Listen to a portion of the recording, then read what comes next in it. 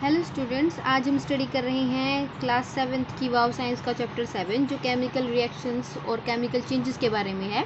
इसको हमने पिछली वीडियो में स्टडी किया था हाफ चैप्टर, अब हम हाफ चैप्टर करेंगे। तो जल्दी से मेरी वीडियो को लाइक कर दें, आप मुझे सपोर्ट करें कि मेरे चैनल को सब्सक्राइब कर दें और अपने फ्रेंड्स के साथ इसको शेयर कर दें जो आपकी क्लास में स्टडी करते हैं, ताकि वो भी अच्छे से स्टडी कर सकें। तो जब तक स्कूल नहीं खुलते आप ऐसे ही स्टडी करेंगे ऑनलाइन। ओके, तो सबसे फर्स्ट हम करेंगे कुछ कॉमन हमें केमिकल चेंजेस हमारे आसपास जो दिखाई देते हैं। सबसे फर्स्ट है rusting of iron. Rusting of iron होता है लोहे की चीज़ों में जंग लगना। तो rusting of iron is a chemical reaction that affect iron object and slowly destroy them. तो रस्टिंग होता है एक केमिकल रिएक्शन जो आयरन की चीज़ों को स्लोली अफेक्ट करता है और धीरे धीरे उनको डिस्ट्रॉय कर देता है। तो when export to moist air for long time, लंबे समय तक नमी वाली जगह पर रहने के बाद आयरन ऑब्जेक्ट में कोटिंग हो जाती है रेडिश ब्राउन कलर की फ्लेगी सब्सटेंस कॉल्ड रस्ट। ये फ्लेगी सब्सटेंस उस पर जमने लगता है और जब हम उसको थोड़ा बहुत ट्रीट करने की कोशिश करते हैं तो वो फ्लेक्स उसके निकलना शुरू हो जाते हैं। तो इस प्रोसेस को हम बोलते हैं रस्टिंग, यानी कि जंग लगना।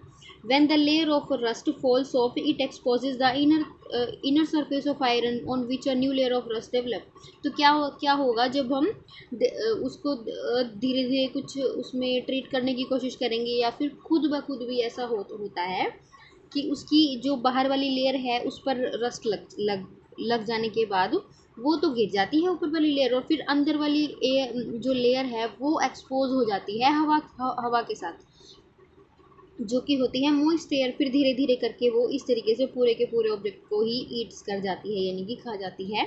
इस तरीके से ख़त्म हो जाता है कोई भी आयरन का ऑब्जेक्ट। अब देखेंगे तो आयरन जो हमें आसपास सारी चीज़ों में यूज़ किया जाता है, जैसे शिप्स बनाने में, ब्रिजेस, कार, ट्रक बॉडीज़, बहुत सारी चीज़ों को बनाने में इसका यूज़ किया जाता है। तो इससे बहुत सारा नुकसान होता है अगर उसमें रस्ट लग जाती है, यानी कि रस्टिंग की वजह से बहुत ज़्यादा नुकसान होता है। So rusting of iron is the chemical change in which the iron react with oxygen and water to form a new substance, rust.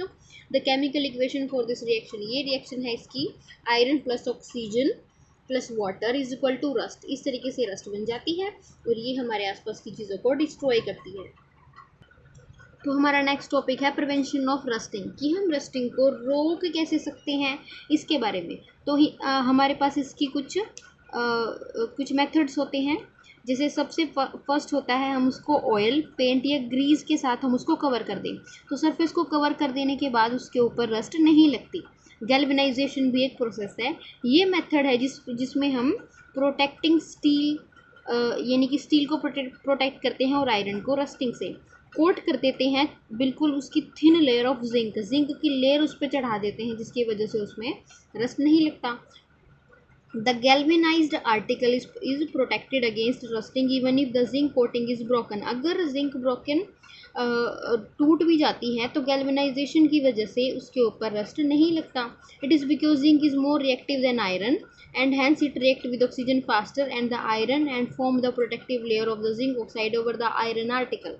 तो क्या होता है कि जो आयरन होता है और एक जिंक है, तो जिंक की कोटिंग हमने कर दी। जिंक जो है वो ज़्यादा जल्दी रिएक्ट करता है आयरन की बजाय। तो इसमें होगा ये कि जो जिंक है वो रिएक्ट पहले कर जाएगा और आयरन के साथ उसकी रिएक्शन के बाद वो जिंक ऑक्साइड की लेयर बन जाएगी जो काफ़ी ज़्यादा लंबे समय तक रहेगी। तो इसके साथ तो ये कंटिन्यू रखेगा अपनी रिएक्शन ऑक्सीजन के साथ, हैंस आयरन इज प्रोटेक्ट, लेकिन अंदर के आयरन को कुछ नहीं होगा। इसके बाद है एलोइज बनाना। एलोइज का मतलब है कि कई सारी चीज़ों को हम केमिकली कंबाइन कर दें जिससे वो चीज़ों में रस्टिंग नहीं होगी, तो दूसरे एलिमेंट्स के साथ जोड़कर हम इसको बना सकते हैं। इसका नेक्स्ट हमारे पास एग्जांपल है browning of fruits and vegetable. हमारे पास बहुत सारे फ्रूट्स होते हैं, फल सब्जियां होती हैं जो थोड़े ही समय के बाद, 1-2 दिन के बाद ही जो ब्राउन होने लगती हैं, जैसे बनानास जो हैं वो ब्राउन हो जाते हैं 2 दिन उनको रखें तभी। अब देखो, fruit and vegetable when cut और when their peels are removed, जब उनको काटा जाता है और उनको छीला जाता है तो उनके पल्प रिलीज़ करता है कुछ केमिकल, वो रिएक्ट करते हैं ऑक्सीजन के साथ इन एयर, हवा की मौजूदगी में। ड्यू टू दिस रिएक्शन, इस रिएक्शन की वजह से the cut surface of this fruit and vegetable became brown in colour. तो वो ब्राउन कलर का हो जाता है उनकी पील, यानी और फिर उनका सरफेस जहाँ से हमने उनको काटा है। तो जो फ्रूट्स हैं वो ब्राउन होते हैं, हम उसको रोक सकते हैं। वो कैसे रोकेंगे? अगर कहीं से हमने उसको काटा है तो हम उस सरफेस को ब्रशिंग द सरफेस ब्रश करेंगे किसके साथ? कुछ सिट्रस फ्रूट्स होते हैं जैसे लेमन, ऑरेंज और ग्रे फ्रूट्स होते हैं, उनके जूस को अगर हम उसके ऊपर उसके सरफेस पर लगा दें जहाँ से वो काटा है हमने, तो ऑक्सीजन रिएक्ट नहीं कर पाएगी विटामिन सी की प्रेजेंस में, तो इस तरीके से वो ब्राउन होने से बच जाएंगे।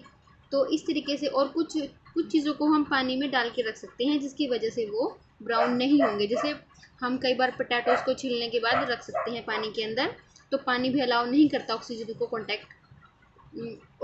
कॉन्टैक्ट के लिए अलाउ नहीं करता। तो इस तरीके से हम उसको prevented by cooking adding certain preservative such as sulphur dioxide, तो हम इसको कुक करके खाने को और कुछ जो प्रिजर्वेटिव्स होते हैं वो डालने के बाद हम इसको रोक सकते हैं।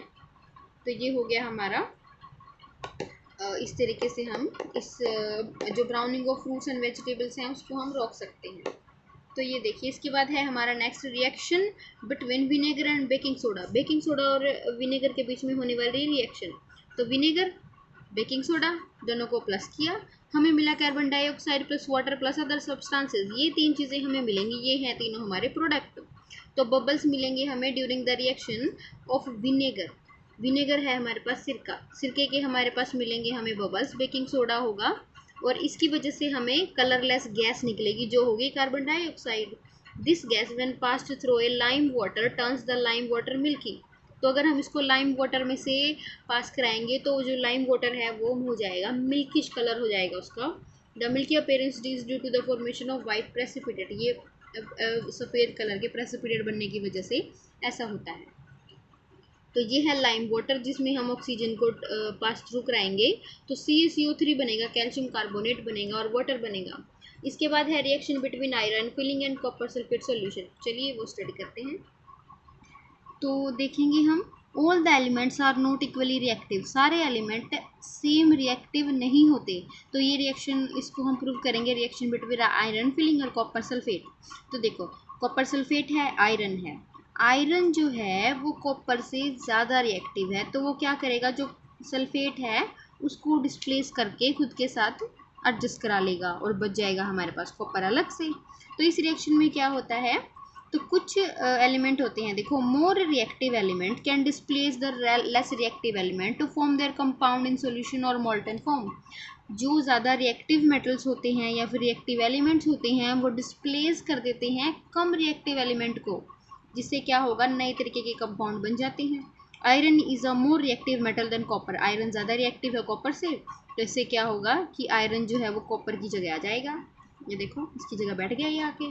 Iron displace copper from the copper sulfate solution to form green color and iron sulfate solution. The copper is so displaced get deposit on the iron nails. तो इसमें हमने आयरन नेल लटकाई हुई है जो कि इसमें रिएक्ट करने के बाद ठीक से हमें इस पर जो है रस्टिंग होना स्टार्ट हो जाएगी, तो ये डिस्प्लेस कर देगा इस चीज़ को। यही चीज़ इसमें लिखी हुई है। तो चलिए नेक्स्ट पे स्टडी करते हैं। इसमें एक टॉपिक है सिंगल डिस्प्लेसमेंट और डबल डिस्प्लेसमेंट। तो इसमें हम देखेंगे, देखिए NaOH है, इसमें कुछ न्यूट्रलाइजेशन रिएक्शंस भी दिखाई गई हैं। इससे पहले हमने स्टडी किया था ना, जब आयरन ने जो है कॉपर को डिस्प्लेस कर दिया था, तो वो हमारी डिस्प्लेसमेंट रिएक्शन हो गई, जिसको हमने सिंगल डिस्प्लेसमेंट बोला, जिसमें एक चीज़ दूसरी चीज़ को डिस्प्लेस करके उसकी जगह बैठ गई। लेकिन अगर दो चीज़ें एक दूसरे को रिप्लेस करके उनकी जगह पर बैठ जाएं तो वो होगी हमारे पास double displacement reaction. Another type है ये, जिसमें two compound changes their radical, वो एक दूसरे की जगह को एक्सचेंज कर लेते हैं। तो ये हो गई हमारी डबल डिस्प्लेसमेंट। इसके बाद होती है कुछ न्यूट्रलाइजेशन रिएक्शन। न्यूट्रलाइजेशन का मतलब होता है हम दोनों केमिकल्स की प्रॉपर्टीज़ को थोड़ा स्लो कर रहे हैं। यानी कि NaOH हो गया हमारे पास, इसको हमने HCl के अंदर डाल दिया तो हमारा बन गया सॉल्ट और वाटर। ये एक तो है हमारे पास एसिड, ये है हमारा बेस। अगर आप एसिड और बेस को मिक्स करेंगे तो हमें सॉल्ट और वाटर मिलेगा। It is a standard chemical reaction, जो एक न्यूट्रलाइजेशन रिएक्शन के रूप में भी हम याद रख सकते हैं। इसके बाद है हमारे पास AgNO3 यानी कि सिल्वर नाइट्रेट प्लस KI, ये हो गया हमारा पोटेशियम आयोडाइड। तो इस तरीके से हम इसको याद कर सकते हैं आप, इन दोनों में से कोई भी रिएक्शन याद कर सकते हैं। इसके बाद है हमारे पास डिकम्पोजिशन रिएक्शन। इसमें है decomposition reaction, a reaction in which a single reactant break down to give simple product is called decomposition. Decomposition का मतलब है जिसमें एक सिंगल चीज़ टूट जाती है और छोटे छोटे सिंपल प्रोडक्ट हमें दे देती है, उसको हम बोलते हैं डिकम्पोजिशन रिएक्शन। तो इसमें क्या होता है, रिएक्टेंट को हीट किया जाए और इलेक्ट्रिसिटी पास की जाए उसमें से, तो ऐसा हो सकता है। जैसे आयरन सल्फेट है, वो है ग्रीन कलर का, उसको हमने हीट कर दिया, फेरिक ऑक्साइड बन जाता है, और फिर इसके बाद बन जाता है वो सल्फर डाइऑक्साइड, सल्फर ट्राइऑक्साइड भी बन जाता है। तो ये सिंपलर में टूट गया, इसमें ये काफ़ी कॉम्प्लेक्स था, अलग अलग हो गई सारी चीज़ें, तो ये हमें सिंपल मिल गया और इसको हम बोलेंगे डिकम्पोजिशन रिएक्शन। इसके बाद है separating a solid from a solution. एक सॉल्यूशन के अंदर से हम किसी भी सॉलिड को कैसे पा सकते हैं, उसको हम सेपरेट कैसे कर सकते हैं। तो इसके लिए हमारे पास कुछ मेथड्स हैं। फर्स्ट मेथड है हमारे पास इवेपोरेशन। अगर आप सोल्ट को पानी में घोल दें, यानी कि सोल्ट इन वाटर, तो थोड़ी देर के बाद वो उसमें घुल जाएगा। उसके बाद हम उसको जो है हीट करना शुरू करेंगे। हीट करना शुरू करेंगे हम उसको तब तक हीट करेंगे जब तक सारा वाटर वेपर में चेंज नहीं हो जाता, यानी कि पानी की भाप नहीं बन जाती। इसके अंदर देखो इवेपोरेटिंग डिश, इस डिश के अंदर जितना भी पानी है सारा भाप बन के उड़ जाएगा, और हमें बाद में जितना भी हमने उसके अंदर सोल्ट डिज़ोल्व किया था वो हमें प्रेसिपिटेशन के ज़रिए जो है इवेपोरेशन के ज़रिए नीचे मिल जाएगा। तो ये है इसका हमारा फर्स्ट जो है मेथड है इवेपोरेशन। तो आपने कभी सोचा है कि हम जो है नमक किस तरीके से पाते हैं, सी में से, यानी कि सी सोल्ट जिसको कहा जाता है। सी वाटर को हमने कई तरीके हमें मिलता है, वो कई तरीके के मिनरल और बहुत सारी चीज़ें उसमें मिक्स होती हैं। तो हम उसको क्या करते हैं, जो समुद्र का पानी है, सी वाटर है, उसको शैलो पिट्स में कलेक्ट कर लेते हैं। शैलो पिट्स होते हैं थोड़ी गहराई वाले जो टैंक होते हैं, थोड़ी थोड़ी गहराई वाले। तो क्या होता है, जैसे सनलाइट उस पर पड़ती है तो पानी इवेपोरेट हो जाता है और नीचे बच जाता है, सिर्फ कुछ दिनों के बाद उसके अंदर सॉलिड सोल्ट बच जाता है। तो इसको हम कॉमन सोल्ट बोलते हैं। इसको फर्दर जो है प्योरीफाई करके इसको फिर से हमें इसको जो हमें हमारे खाने में डालने लायक नमक हमें मिल जाता है। इसके बाद इससे नेक्स्ट है हमारे पास क्रिस्टलाइजेशन। क्रिस्टलाइजेशन का मतलब है सोल्ट मिलता है हमें, mixture of salt and water by the process of evaporation is not pure and the crystals of the salt are small. इसमें क्या होता है, क्रिस्टल बहुत छोटे होते हैं सोल्ट के, और ये प्योर भी नहीं होता। तो इसमें हम क्या करेंगे, shape of the crystal can not be seen clearly, तो ये हमें क्रिस्टल की शेप दिखाई नहीं देती। Larger crystals of the pure substance can be formed from it solution by using another process called crystallisation. और क्रिस्टलाइजेशन के जरिए हम इस तरीके से बड़े उसके क्रिस्टल पा सकते हैं। Evaporation and crystallisation both are example of physical change. ये हमारे पास फिजिकल चेंज के एग्जांपल्स हैं। इसके बाद है हमारे पास can water dissolve any amount of a substance. क्या जो पानी है वो किसी भी सब्सटेंस के अमाउंट को घोल सकता है। तो ये हमने किया है कि जो हमारे पास 10 ml वाटर ले लेते हैं एक बीकर के अंदर, उसमें 5 ग्राम सोल्ट डालते हैं, उसको थोड़ा स्टिर करते हैं, keep dissolving more salt in the same solution. उसी सोल्यूशन के अंदर कुछ सोल्ट डालते रहते हैं। कुछ समय के बाद हम देखेंगे कि आप कुछ हद से ज़्यादा उसमें नमक नहीं घोल पाएंगे, मतलब अब वो घुल नहीं रहा है। अब क्या, इसका क्या मतलब है कि वो अब सोल्यूट नहीं रहा, वो सैचुरेट हो चुका है। पानी का सैचुरेट हो जाने का मतलब है कि अब उसमें और ज़्यादा नमक नहीं घुलेगा, एक लेवल तक ही नमक घुलेगा। लेकिन अगर हम उस सॉल्यूशन को हीट कर दें तो क्या होगा कि सोल्ट पार्टिकल जो नहीं घुल रहे थे ना, अब वो भी उसमें और भी घुल जाएंगे। यानी कि cool this heated saturation solution for an hour, the extra salt which was dissolved due to heating which does not precipitate initially, the solution is so obtained called supersaturated solution. However, such a solution is unstable, thus the extra salt precipitated as crystal and resulting in saturated solution again. तो क्या होगा, देखो unsaturated का मतलब है हम उसमें salt घोलना शुरू कर रहे हैं, यहाँ तक हम सोल्ट घोलते गए घुल रहा था, यहाँ पर आने के बाद वो हो गया सैचुरेट। सैचुरेट होने के बाद हम अब उसके अंदर और सोल्ट नहीं डाल सकते, और वो नहीं घुल रहा उसके अंदर, हमने डाल के देख लिया। लेकिन कुछ समय के बाद तभी हमने उसको हीट कर दिया। थोड़ा सा हीट कर देने के बाद तो अब उसमें और सॉल्ट घुलने लगा। कुछ लेवल तक वो सॉल्ट घुला और फिर से घुलना बंद हो गया।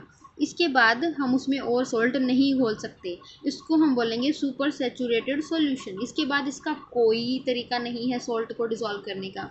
अब अगर आप मान लें कि हमने इसको रूम टेम्परेचर पर वापस लेकर आना है, तो लेकर आने के बाद ये सॉल्यूशन काफ़ी अनस्टेबल होगा, जिससे ये होगा ये कि आपका सॉल्यूशन वापस सैचुरेटेड स्टेट में आ जाएगा और इसको हम कहेंगे सुपर सैचुरेटेड, और ये हमारी सैचुरेटेड स्टेट है। तो जो एक्स्ट्रा नमक इस लेवल पर घुला था, इस लेवल पर हमने उसको डिज़ोल्व किया था, वो वापस से उसके अंदर उसके प्रेसिपिटेट और उसके जो क्रिस्टल्स हैं वो मिल जाएंगे हमें।